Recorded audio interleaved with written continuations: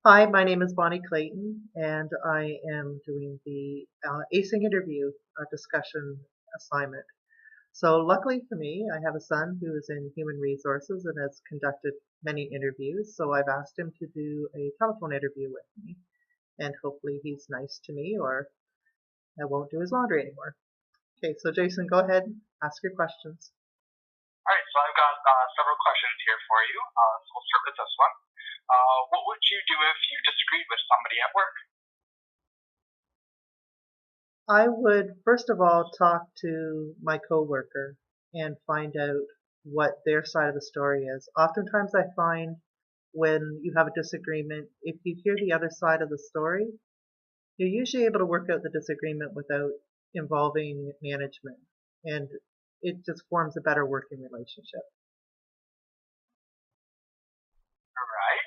Um, Tell me about a time when you handled a difficult situation and how did you handle it?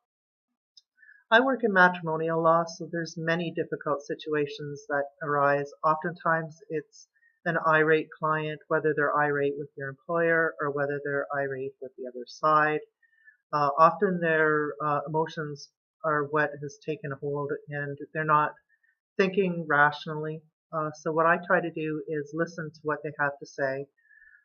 People often act differently when they're fueled by emotions, so I tend to let them vent, and after they've vented, I discuss their emotions with them, and they're often much more ready at that point in time to be able to listen to logic and to take advice. So that's how I deal with difficult clients, difficult situations. Okay. The workplace can change very rapidly day to day. So can you tell me what you would do if the priorities on a project you were working on suddenly changed? First of all, I would find out from my employer, my supervisor, why the priorities changed, and I would let everyone on my team know that the priorities had changed and what they had changed to. I'd also want to know, would there be any more priorities changes in the future, just so that I can let my team know as well.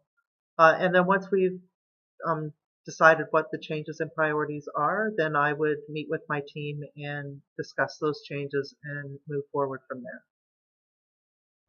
All right, sounds good. Um, what would you do if the work that a subordinate or a fellow team member that you were working with was just not up to expectations? I would first talk to my coworker and find out if there was a reason why the work wasn't up to expectations first. Maybe they didn't understand the directions. Maybe they were just overwhelmed with the amount of work they had. I would first discuss it with them and then try to work out a plan with them in order to get the work um, to be completed and to be completed properly. All right. This last question is going to be a two-part question. What would you consider to be your greatest strength, or at least strength? What would you consider to be your greatest weakness, and why? I'm going to start with my greatest weakness first because that actually has kind of evolved into my greatest strength.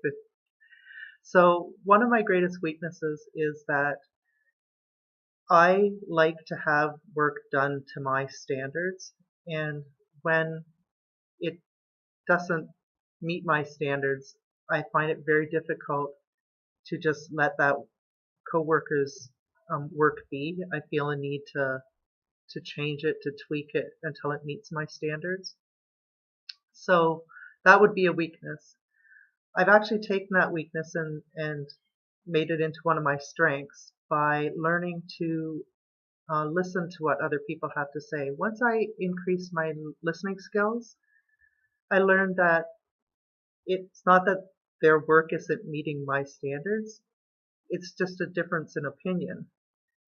And then when you put difference of opinion into a finished product, it actually makes a much more well-rounded project. And it's much more interesting because it's not just the opinions and views of one person, i.e. me, it's the opinion and views of the entire team. So that's one thing I've learned to do is, and I think it's one of my strengths now, is my ability to listen to other team members and to be able to work cooperatively with them to make for a great final project. All right. Well, that's all the questions I have for you today. Thank you for coming in for the interview. And I hope I got the job or you're in trouble. Thanks. All right, thank you. No problem. Bye.